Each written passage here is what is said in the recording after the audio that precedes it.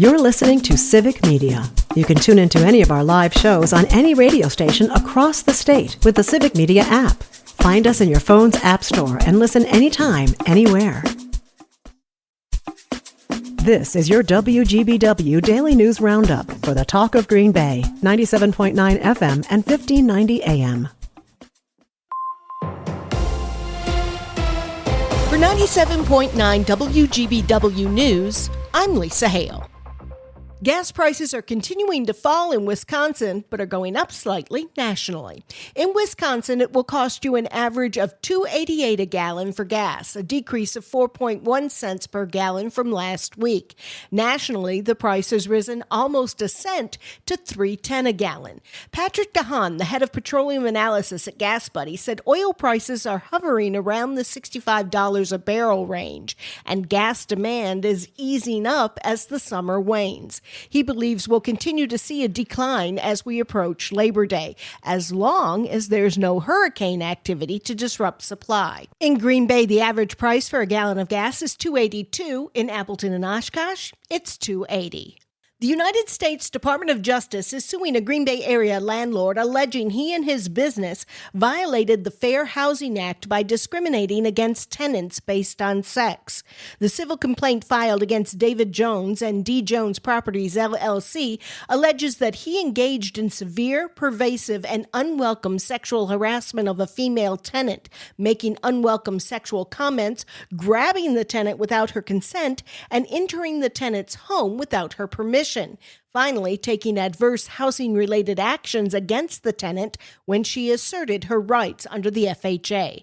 Jones is presumed innocent until proven guilty. Last week, the big story was that Governor Tony Evers is not running for a third term, and people started lining up to join the race. But there's one big name that will not be on the ballot for the primaries. Savannah Tomei Olson has that story. Lieutenant Governor Sarah Rodriguez has launched her campaign, and Milwaukee County Executive David Crowley says he plans to run too. That's on the Democratic side. When it comes to Republicans, Trump-aligned businessman Bill Berrien is running, as is Washington County Executive Josh Schoeman. Not long after Evers' announcement, former Governor Scott Walker started posting some cryptic tweets showing what looks to be an AI-generated Make Wisconsin Great Again hat. It had 45-47 on the side. President Donald Trump is the 45th and 47th president, and coincidentally, if he were elected again, Scott Walker would be Wisconsin's 45th and 47th governor. He even posted a long list of what he thinks the next governor's priorities should be. All of this implied he may be interested in running for a non-consecutive third term. And then over the weekend, he posted this message. I'm not going to be a candidate for governor in 2026. In fact, I'm going to continue my work as president of Young America's Foundation. The field of candidates is expected to get bigger before it narrows with primaries next year. For Civic Media News, I'm Savannah Tomei Olson. When Governor Tony Evers announced that he would not run for a third term, one of the people mentioned as a possible on the Democratic primary ticket was Secretary of State Sarah Godlewski. On Monday, she announced that she will not run to continue as Secretary of State and will not run for governor. Instead, she'll consider a run for the second highest office, Lieutenant Governor. Republican state lawmakers have introduced a bill seeking to cap tuition increases at the universities of Wisconsin. The public university system recently approved a 5% increase in tuition for next year, the third year in a row that tuition has increased. The proposed legislation would cap future tuition increases to no higher than the rate of inflation. It's the third time in recent years that Republican lawmakers have attempted to cap the tuition. Tuition and fees make up over half of the system's yearly revenue.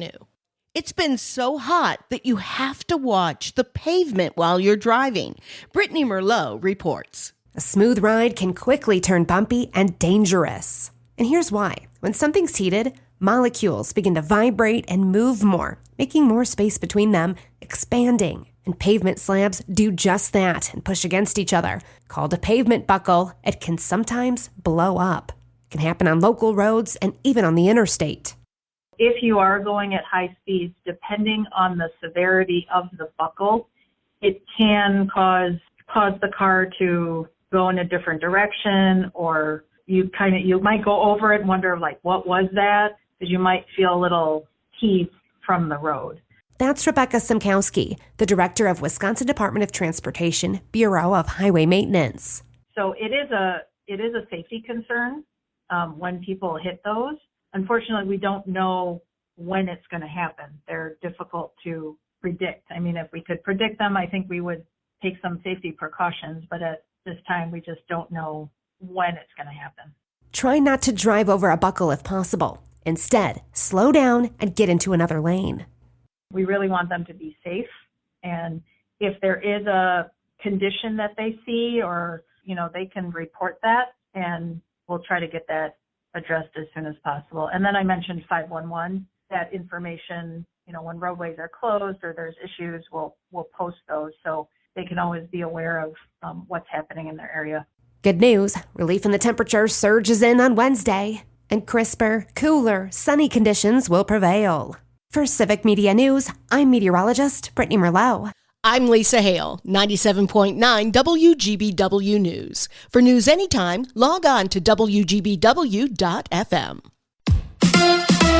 It's the Brewers and the Cubs. Hi, I'm Mike Clemens with sports. Baseball tonight as the Crew hosts the Cubs in Game 2 of their series. Milwaukee with a win last night, 8-4. But a rough start for Jacob Mizorowski. The Miz giving up 3 runs and throwing 40 pitches in the top of the first. Was it as rough as it looked? I mean, yeah, it's a long inning, so everything, sucks. Really start feeling a little loose, and every pitch keeps in the way just that little bit. Definitely the settling down and getting the 10 outs. Thought I did my job in getting us in a position that we can succeed. Brewers manager Pat Murphy. First inning, we're down 3-0. He feels horrible. His adrenaline. I learned a lot about him, and it just goes to show you the kid can pitch, not just throw. NFL. Packers training camp continues with practice in pads. Running back Marshawn Lloyd injured in the first set of downs after being clobbered by former Raiders defensive back Nate Hobbs. Lloyd ended up sitting out the rest of practice. With sports, I'm Mike Clemens.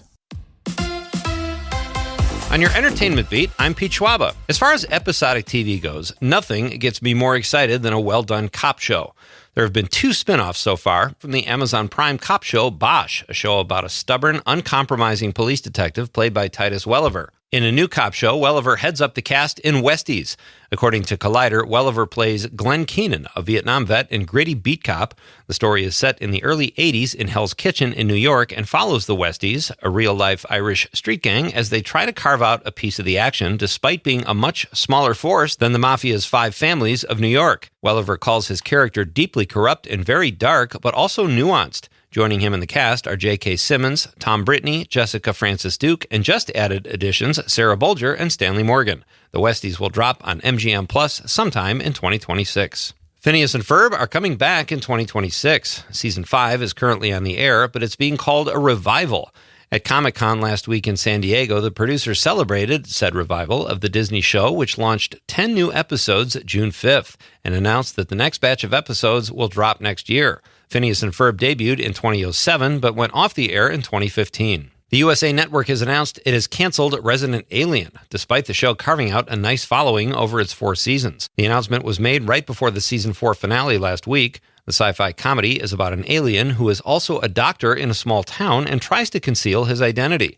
The show is based on a book of the same title. Executive producer Chris Sheridan says he wasn't totally caught off guard by the surprise, and for what it's worth, says the season 4 finale episode is his favorite of the whole series. During the recent SNL 50th anniversary show, Dan Aykroyd was a notable absence. He has finally come forward with why he did not attend the celebration broadcast. Putting it very simply, the 73-year-old Aykroyd said he wanted to sit with his family and eat his own popcorn while he got to watch the nostalgic fun. South Park creators Trey Parker and Matt Stone went there in the season premiere of season 27. They discussed the episode during Comic-Con, as well as their struggles with Paramount to get the show on the air as it was seen. During the episode, the writer showed a naked commander-in-chief walking through the desert and did not blur over any private parts, albeit pretty cartoonish private parts. The writing team said they argued back and forth with Paramount for 4 days about what they would show and what they wouldn't. But in the end, Parker and Stone were unrelenting and got their way. The writers say they are fully expecting to be sued by a certain Oval Office resident. For more showbiz fun, tune into Nightlight with me, Pete Schwaba, weeknights from 6 to 8 p.m. on the Civic Media Radio Network. We have a chance of a few scattered thunderstorms today with a high in the low 80s this afternoon. Tonight, partly cloudy. We're going to drop down into the upper 50s, low 60s. Tomorrow, mostly sunny with a high in the mid to upper 70s. I'm meteorologist Sean Cable. Currently, it's 74. That's your WGBW Daily News Roundup from Civic Media. Subscribe to this podcast on Spotify, Apple, or wherever you find your podcasts. Find more news at WGBW.FM. The national news cycle never stops, but it can be hard to find news about your local community. Civic Media is dedicated to providing quality local and state news coverage across Wisconsin. With the Civic Media app, you can get notifications about local stories that matter to you and your community. Find the free Civic Media app in your phone's app store and choose notifications from the menu to tell us what kind of news you want to hear about.